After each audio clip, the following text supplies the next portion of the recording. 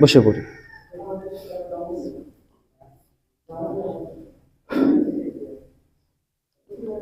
আস্তাগফিরুল্লাহ রাব্বি মিন কুল্লি যামবিন ওয়া আতুবু ইলাইহি লা হাওলা ওয়ালা কুওয়াতা ইল্লা বিল্লাহিল আলিয়্যিল আযীম। আস্তাগফিরুল্লাহ আস্তাগফিরুল্লাহ আস্তাগফিরুল্লাহ রাব্বি মিন কুল্লি যামবিন ওয়া আতুবু ইলাইহি। নামাজ পড়ে আলোচনা হইতেছে তো। লা হাওলা ওয়ালা কুওয়াতা ইল্লা বিল্লাহিল আলিয়্যিল আযীম। সময় কেমনে থাকে? 55 বাজে। সময় এখনো আছে? মসজিদের দিকে তাকাইলে মনে হয় যে সময় এখনো মেলা আছে, কেউ আসে নাই, কিন্তু ঘড়ির দিকে তাকাইলে 55। এরপরে শুরু করলো হুজুর 25 না বাজে গেছে, ছাড়ুন না কেন?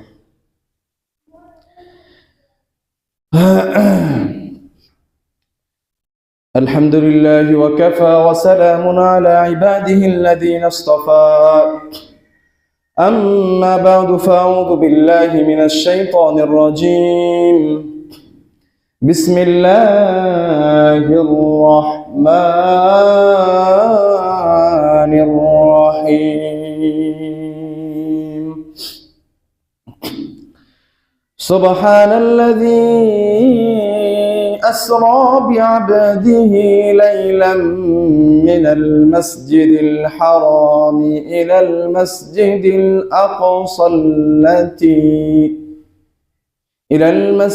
الأقصى التي باركنا حوله لنريه من آياتنا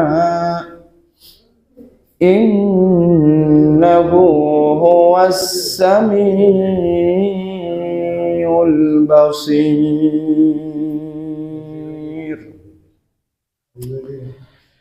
صدق الله العظيم।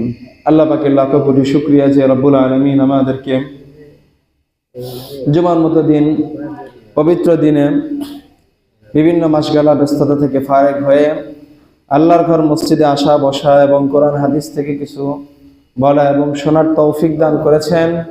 এজন্য আমরা কালিমাতুশ শুকর আদায় করি, সকলে বলি আলহামদুলিল্লাহ।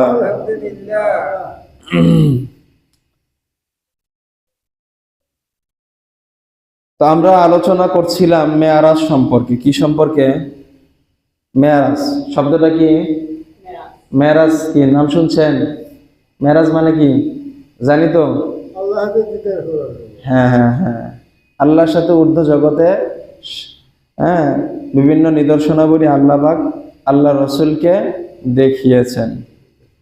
তো সেই ঘটনাটা অনেক কিছুই হয়েছে। হ্যাঁ, কিভাবে নিয়ে গেলেন, কি হইল, কি কি দেখলেন, হ্যাঁ, এগুলো অনেক কিছু না। এই ইসরা এবং মেয়ারাজ অস্বীকার করার কোনো বিষয় আছে? কোরআন শরীফের ভিতরে আছে। কি আছে? কোরআনের ভিতরে আছে। অস্বীকার করার কোনো অবকাশ নেই। তো মনোযোগ দিয়ে শুনব মেয়ারাজের ঘটনা। আমরা ছিলাম কোন পর্যন্ত? ইসরা গত সপ্তাহে হয়ে গেছে। ইসরা কোনটাকে বলা হয়? হেরেম শরীফ থেকে, মক্কা শরীফ থেকে বাইতুল মাকদিসে পর্যন্ত রাত্রিবেলা যে ভ্রমণটা করা হয়েছে, এটাকে কি বলা হয়? ইসরা। এটাকে কি বলা হয়? ওই ইসরার পরে আল্লাহ রাসূল সাল্লাল্লাহু আলাইহি ওয়াসাল্লাম মসজিদে বাইতুল মাকদিসে নামাজ পড়লেন। নামাজ পড়ার পর বের হলেন। এরপরে মদের পেয়ালা, দুধের পেয়ালা উপস্থাপন করা হলো। আল্লাহ রাসূল সাল্লাল্লাহু আলাইহি ওয়াসাল্লাম দুধের পেয়ালা নির্বাচন করলেন। এরপরে ওই যে বুরাক কোথায় যেন বাঁধা রাখছিল, একটা খুঁটির সাথে বেঁধে রাখা হয়েছিল। এবার ওই বুরাকে আবার উঠবে। কোন বুরাকে? বুরাকটা কেমন যেন? বুরাকটা হলো দাব্বাতুন আবিয়াদু, শুভ্র একটা জন্তু। তাওয়ীলুন ফাওকাল হিমার দুনাল বাগল, গাধার চেয়ে উঁচু আর খচ্চরের চেয়ে ছোট। তার দ্রুত গতিটা কেমন? ইয়াদাউ হাফিরাহু ইনদা মুনতাহা তারফি, দৃষ্টির শেষ সীমায় গিয়ে একটা পদক্ষেপ ফেলে। আমাদের এক একটা কদম কতটুকু ছোট্ট ছোট্ট না, তার এক একটা কদম ফেলে তার দৃষ্টির শেষ সীমা গিয়ে সুবহানাল্লাহ।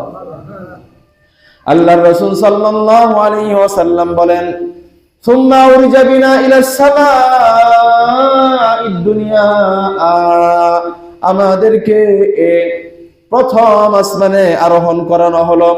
প্রথম আসমানে যাওয়ার পর যখন প্রথম আসমানে, প্রত্যেকটা আসমানে আমরা 7টা আসমান, কয়টা আসমান? প্রত্যেকটা আসমানের গেট আছে, কি আছে? এই গেটের আবার প্রত্যেকটা আসমানের গেটে প্রহরী রাখা আছে। এই প্রত্যেকটা প্রহরীর কাছে হযরতে জিবরিল আমিন গিয়ে অনুমতি চাইবে, ইস্তাফতাহ জিবরিল, জিবরিল অনুমতি চাইবে। আর এই পাশ থেকে ওই পাশ থেকে জিবরিলকে বলা হবে, আপনি কে? মান আনতা? জিবরিল বলে, আমি জিবরিল। এরপরে আবার জিজ্ঞেস করা হবে, ওমাম্মান, তোমার সাথে কে আছে? বলে, আমার সাথে আছে মুহাম্মদ। জিবরিলকে কি হযরতে মুহাম্মদ সাল্লাল্লাহু আলাইহি ওয়াসাল্লামের কাছে পাঠানো হয়েছে? বলে, হ্যাঁ। কদ বইসাইলাই, হ্যাঁ, জিবরিলকে আল্লাহর রাসূলের কাছে পাঠানো হয়েছে। এরপরে এই কথাগুলো বলার পর আল্লাহর রাসূল বলেন যে, তুম্মা ফুতিহা লানা, আমাদের জন্য প্রথম আসমানের দুয়ার উন্মুক্ত করে দেওয়া হলো। প্রথম আসমানে যখন আমরা আরোহণ করলাম, পা রাখতে ফাইদা আনা বিআদম আলাইহিস সালাতু ওয়াস সালাম, প্রথম আসমানে হযরত আদম আলাইহিস সালামের সাথে আমার সাক্ষাৎ হয়ে গেল। আদম আলাইহিস সালামের এক পাশে হলো সন্তান, অর্থাৎ আদম আলাইহিস সালামের এক পাশেও ডান পাশেও যেমন সন্তানাদি যুররিয়া, বাম পাশেও তেমন সন্তানাদি। কিন্তু ডান পাশে যখন তিনি তাকান তখন হাসেন, আবার বাম পাশে যখন তিনি তাকান তখন তিনি কান্না করেন। বলে, এটা কিসের জন্য? কারণ ডান পাশে যখন তাকান, হাসার কারণটা হলো ডান পাশেরা হবে জান্নাতি, আর বাম পাশে তাকানোর সময় যে কান্না করেন, এটার কারণটা হলো তারা হবে জাহান্নামী। আল্লাহ আমাদের সকলকে ডানপন্থী হিসাবে কবুল করে নিন। এই জন্য একটা হাদিসে আছে, ফেরেশতারা যারা ইমাম সাহেবের কাতারের ডান পাশে দাঁড়ায় তাদের জন্য আলাদাভাবে দোয়া করে। এটা দিয়ে আবার মারামারি যে সৃষ্টি হবে ওটা না, ঠিক আছে? আবার এটাও আছে যে প্রথম কাতারে যারাই দাঁড়াবে এবং দ্বিতীয় কাতারে যারা দাঁড়াবে, এই প্রথম আর দ্বিতীয় কাতারের জন্য ফেরেশতা দোয়া করে, ঠিক আছে? তো আল্লাহর রাসূল সাল্লাল্লাহু আলাইহি ওয়াসাল্লামের সাথে যখন হযরতে আদম আলাইহিস সালামের সাক্ষাৎ হয়ে গেল, আল্লাহর রাসূল সাল্লাল্লাহু আলাইহি ওয়াসাল্লাম বলেন, ফারহাবা বি ওয়া দালি বিখাইর, হযরতে আদম আলাইহিস সালাম আমার জন্য আমাকে স্বাগত জানালেন এবং আমার জন্য কল্যাণের দোয়া করলেন। প্রত্যেকটা নবী এরকম করবে, স্বাগত জানাবে এবং দোয়া করে দিবে। কেন? মেহমান হিসেবে গিয়েছে। এখান থেকে আমাদের শিক্ষা হলো, যখন এর আগে হলো জিবরিল আমিন একজন পাওয়ারফুল ফেরেশতা, তাই নাকি? হ্যাঁ, তারপরেও দেখেন তিনি অনুমতি চাচ্ছেন। এজন্য আমি যত পাওয়ারফুল হোক না কেন, আমার বাড়ি হোক না কেন, আমি যাই হোক না কেন, আমার আর কারো জায়গায় কারো বাসায় ঢুকতে হলে অবশ্যই আমার অনুমতি নিতে হবে। অনেক সময় এমন হয়, কে আসতেছে দেখছিস না, আমার অনুমতি নিতে হবে, এরকম হয় না? না না না, এরকম হয় না। জিবরিল আমিন যাচ্ছে এবং পাশাপাশি আবার সর্বশ্রেষ্ঠ মানুষ হাবিবুল্লাহ কে নবী মুহাম্মদ সাল্লাল্লাহু আলাইহি সাল্লামকে নিয়ে সফর। এরপরেও কি অনুমতি? আল্লাহ পাক কিন্তু বলে নাই যে আমার হাবিব আসতেছে, কোনো প্রশ্ন নাই, কোনো সওয়াল নাই, গেট খুলে দে, এরকম না। উম্মতের জন্য এটা শিক্ষা যে আপনি যত বড়ই হন না কেন, আপনি যে বাসায় যান না কেন, নিজের বাসায় পর্যন্ত যদি আসেন, আপনার অনুমতি নিয়ে আসতে হবে। আল্লাহর রাসূল সাল্লাল্লাহু আলাইহি ওয়াসাল্লাম বলেন, এবার আমরা দ্বিতীয় আসমানে, সুম্মা উরিজা বিনা ইলাস সামাঈ সানিয়া, দ্বিতীয় আসমানে আগের মতোই, এখানেও দরজা আছে, গেট আছে। এখানেও অনুমতি চাইলো কে? জিবরিল আমিন। অনুমতি চাইলে ওই পাশ থেকে জিজ্ঞেস করে প্রহরী, বলে আপনি কে? আমি জিবরিল। তোমার সাথে কে? আমার সাথে মুহাম্মদ। বলে মুহাম্মদের কাছে কি জিবরিলকে পাঠানো হয়েছে? বলে হ্যাঁ। এবার আল্লাহর রাসূল সাল্লাল্লাহু আলাইহি ওয়াসাল্লাম বলেন, আমাদের জন্য এবার দ্বিতীয় আসমান খুলে দেওয়া হলো। দ্বিতীয় আসমানে পা রাখতে রাখতে এই সেখানে হযরতে সাক্ষাৎ হয়ে গেল। ফাইদা আনা বিবনাই খালাতাই ঈসা ইবনে মারইয়াম ওয়া ইয়াহইয়া ইবনে যাকারিয়া। সেখানে কি? ইয়াহইয়া ইবনে যাকারিয়া। দুইজন নবীর সাথে আমার সাক্ষাৎ। একজন হইল হযরতে ঈসা, আরেকজন হইল হযরতে ইয়াহইয়া ইবনে যাকারিয়া। এই দুইজনের সাথে সাক্ষাৎ। এই দুইজন আবার খালাতো ভাই। এরাও আমাকে ফারহাবা বি, আমাকে স্বাগত জানালো, ওয়া দালি বিখাইর, এবং আমার জন্য কল্যাণের দোয়া করে দিল। আল্লাহর রাসূল বলেন, এবার সুম্মা উরজাবিনা ইলা সামাই সালিসা, দ্বিতীয় আসমান থেকে আবার তৃতীয় আসমানে চলে গেলাম। তৃতীয় আসমানে সেখানে একই সওয়াল, একই উত্তর, একই। তৃতীয় আসমানে ওঠার পর তখন ফাইদা আনা বিউসুফ আলাইহিস সালাতু ওয়াস সালাম, সেখানে ইউসুফ আলাইহিস সালামের সাথে দেখা হয়ে গেল। বলে ইউসুফ আলাইহিস সালাম কেমন? ইদা হুয়া কদ উতিয়া শাতরাল হুসন, যে ইউসুফ আলাইহিস সালামকে দুনিয়ার সকল সমুদয় সৌন্দর্যের অর্ধেক সৌন্দর্য দান করা হয়েছে। এই ইউসুফ আলাইহিস সালাম, নবী ইউসুফ আলাইহিস সালাম আমাকে রাহাবা বি, আমাকে স্বাগত জানালেন এবং আমার জন্য কল্যাণের দোয়া করে দিলেন। এবার চলে গেলেন তৃতীয় চতুর্থ আসমান। কোথায়? থুম্মা উরিজা বিলা ইলা সামাইর রাবিআ, চতুর্থ আসমানে যখন আমরা আরোহণ করলাম, ফাইদা আনা বিইদরিস আলাইহিস সালাতু ওয়াস সালাম, সেইখানে হযরতে ইদ্রিস আলাইহিস সালামের সাথে সাক্ষাৎ। ইদ্রিস আলাইহিস সালাম আমাকে স্বাগত জানালেন এবং আমার জন্য কল্যাণের দোয়া করে দিলেন। তুম্মা উরিজা বিনা ইলা সামাইল খামিসা, এরপরে পঞ্চম আসমানে আমরা চলে গেলাম। এই পঞ্চম আসমানে কার সাথে সাক্ষাৎ হয়? ফাইদা আনা হারুন আলাইহিস সালাতু ওয়াস সালাম, হারুন আলাইহিস সালাতু ওয়াস সালামের সাথে সাক্ষাৎ। তিনিও আমাকে স্বাগত জানান এবং আমার জন্য কল্যাণের দোয়া করে দেন। এরপরে তুম্মা উরজা বিনা ইলা সামাইস সাদিসা, ষষ্ঠ আসমানে যখন আমরা আরোহণ করলাম, ফাইদা আনা বিমূসা আলাইহিস সালাতু ওয়াস সালাম, সেখানে হযরতে মূসা আলাইহিস সালাতু ওয়াস সালামের সাথে সাক্ষাৎ হয়ে গেল। তিনি আমাকে স্বাগত জানালেন, অভ্যর্থনা জানালেন, আমার জন্য কল্যাণের দোয়া করে দিলেন। ফাইতুম্মা উরিজা বিনা ইলাস সামাইস সাবিআ, এবার কত আসমান? সপ্ত আসমান। সপ্ত আসমানে যখন পা রাখলাম, পদার্পণ করলাম, ফাইদা আনা বিইব্রাহিম আলাইহিস সালাতু ওয়াস সালাম, সেখানে হযরত ইব্রাহিম আলাইহিস সালাতু ওয়াস সালামের সাথে দেখা হয়ে গেল। কার সাথে? তিনি কেমনে বসে আছেন? মুসজিদান যহরাউ ইলা বাইতুল মামুর, বাইতুল মামুরের সাথে ট্যাক লাগিয়ে হেলান দিয়ে এইভাবে বসে আছেন। আল্লাহর রাসূল সাল্লাল্লাহু আলাইহি ওয়াসাল্লাম বলেন, হযরত ইব্রাহিম আলাইহিস সালাম তিনিও আমাকে রাহাবা বি ওয়া দালি বিখাইর, আমাকে স্বাগত জানালেন এবং আমার জন্য কল্যাণের দোয়া করলেন এবং তিনি বললেন, ইকরা মিন্নি উম্মাতাকাস সালাম, আমার পক্ষ থেকে তোমার উম্মতের জন্য সালাম রইল। এটা পৌঁছে দাও। বিশেষ নসিহত রয়েছে। এরপরে হযরত ইব্রাহিম আলাইহিস সালাম বলেন, ওয়া আখবিরহুম, এবং আপনি তাদেরকে জানিয়ে দেন, আন্নাল জান্নাতা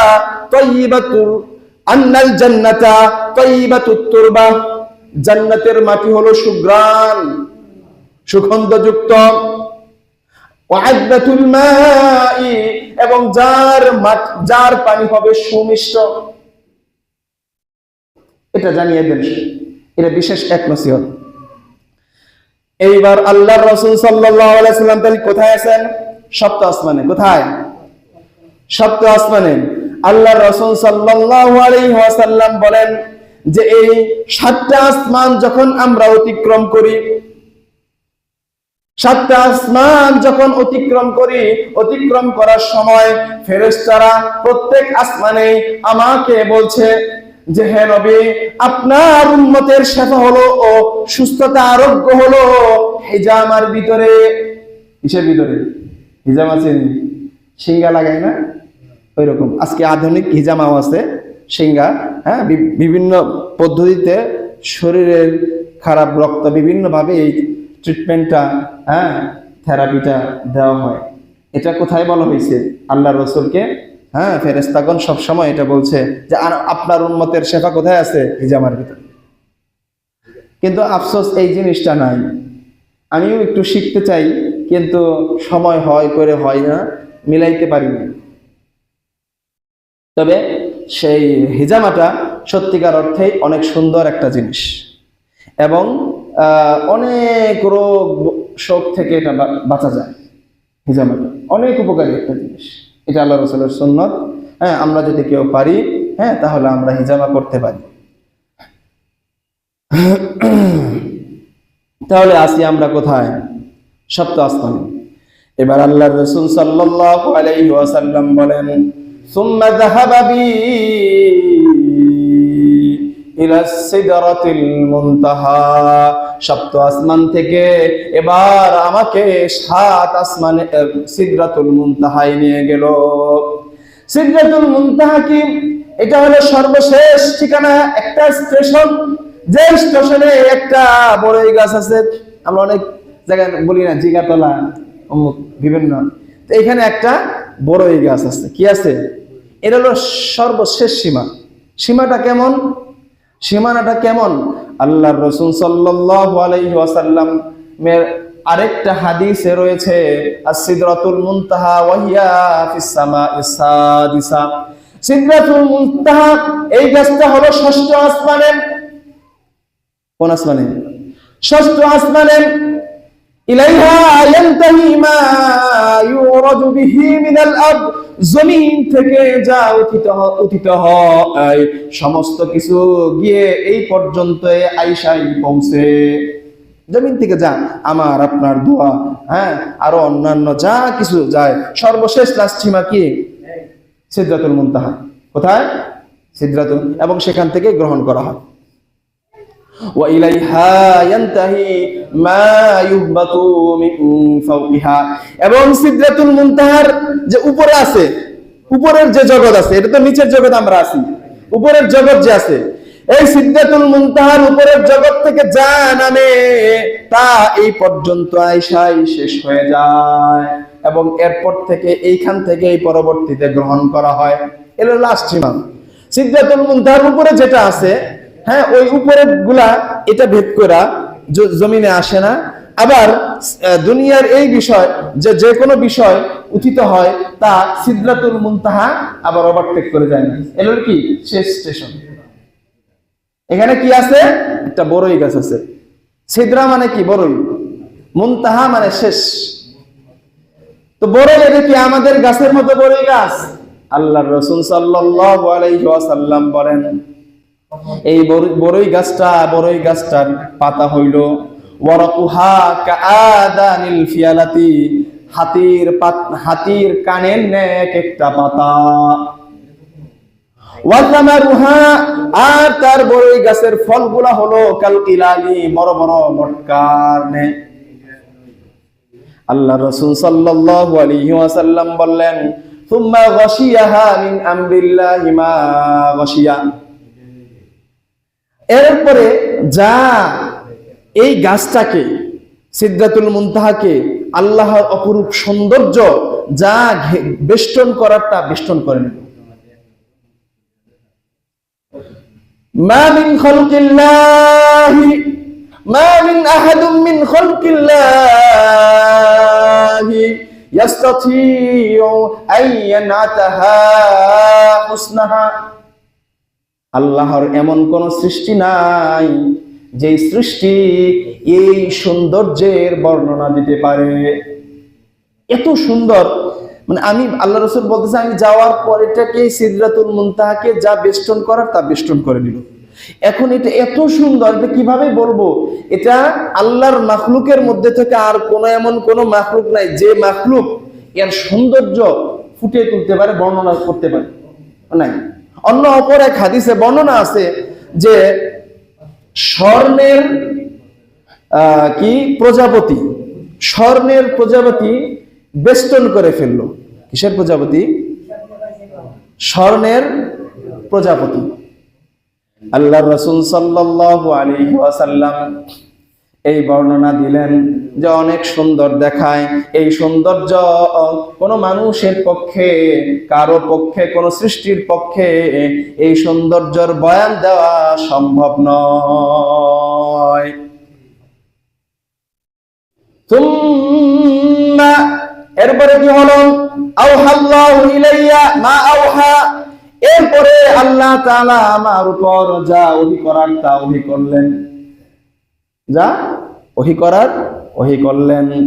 তুম্মা ফারাজা আলা উম্মতি 50 সালাতান, কয়টা? 50 ওয়াক্ত। কয়েকটা নামাজ দিন? 50 ওয়াক্ত নামাজ দিয়ে গেল। আল্লাহর রাসূল বলেন যখন ওই সিদরাতুল মুনতাহা থেকে আমি যখন সপ্তম আসমান থেকে ষষ্ঠ আসমানে যখন অবতরণ করি, তখন মূসা আলাইহিস সালামের সাথে সাক্ষাৎ হয়ে যায়। এই মূসা আলাইহিস সালাম বলেন, মা ফারাজা আলা উম্মতিক, মা ফারাজা রাব্বুকা আলা উম্মতিক, তোমার রব তোমার উম্মতের উপর, আপনার উম্মতের উপর কি ফরজ করেছে, কি দিয়েছে? আল্লাহর রাসূল বলেন 50 সালাতান, 50 ওয়াক্ত নামাজ। কয়েকটা? আল্লাহর রাসূল মূসা আলাইহিস সালাম বলেন, ইরজি ইলা রাব্বিক, আপনি দয়া করে আবার আপনার রবের কাছে ফিরে যান। ফাসআলহু তাখফীফ, একটু সহজ করে নিয়ে আসেন। কারণ আল্লাহ আপনার উম্মত লা ইউতিকুনা যালিক, এটা আদায় করতে সক্ষম হবে না। এটা কেমনে বললাম? কারণ আমি ইন্নী বালাউতু বানি ইসরাঈল, আমি বনি ইসরাঈলকে পরীক্ষা করেছি। ওয়া খাবারতুহুম, এবং আমি তাদের ব্যাপারে খুব ভালো করে জানি। আমনের উম্মত পাবে না। তখন আল্লাহর রাসূল সাল্লাল্লাহু আলাইহি ওয়াসাল্লাম আবার ফিরে গেলেন। ফিরে যাওয়ার পর, ইয়া রাব খাফিফ আলা উম্মতি, আমার উম্মতের জন্য একটু কমিয়ে দেন, হালকা করুন, সহজ করে দেন। আল্লাহর রাসূল বলেন, ফাহাত্তু আন্নি খামসান, 5 ওয়াক্ত নামাজ কমিয়ে দেওয়া হলো। কয় ওয়াক্ত? এরপরে যখন আবার ষষ্ঠ আসমানে আইসা মূসা আলাইহিস সালামের সাথে সাক্ষাৎ, আবার মূসা আলাইহিস সালাম বললেন কি অবস্থা? তখন আল্লাহর রাসূল বলেন, হাত্তা আন্নি খামসান, 5 ওয়াক্ত নামাজ কমিয়ে দিয়েছে। আবার বলতেছে, ইরজি ইলা রাব্বিক, আপনি আমার রবের কাছে আবার ফিরে যান। ফাসআলহু তাখফীফ, তার কাছে আরেকটু সহজ করে নিয়ে আসেন, কারণ আপনার উম্মত এতটুকু আদায় করতে পারবে না। কথা ঠিক নাকি? আসলে কি পারতো 50 ওয়াক্ত নামাজ? হ্যাঁ। এরপরে দেখেন, এটা আল্লাহ এটা করতেছে, দেখেন কি দেয়। 50 ওয়াক্ত দিয়ে শুরু করছে। হ্যাঁ, পরবর্তীতে অন্যান্য উম্মত তো বলবে যে হ্যাঁ এই কথাটা পরে বলি, তাহলে আরেকটু ভালো লাগবে।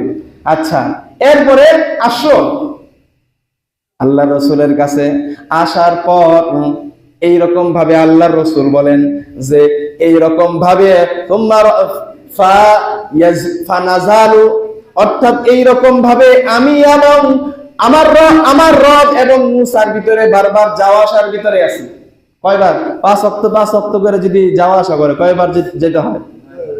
9 বার না, 8 বার গেছে মনে করেন। কয়বার? 8 বার গেছে। এরপরে যখন নবমবার যখন যায়, কয়বার?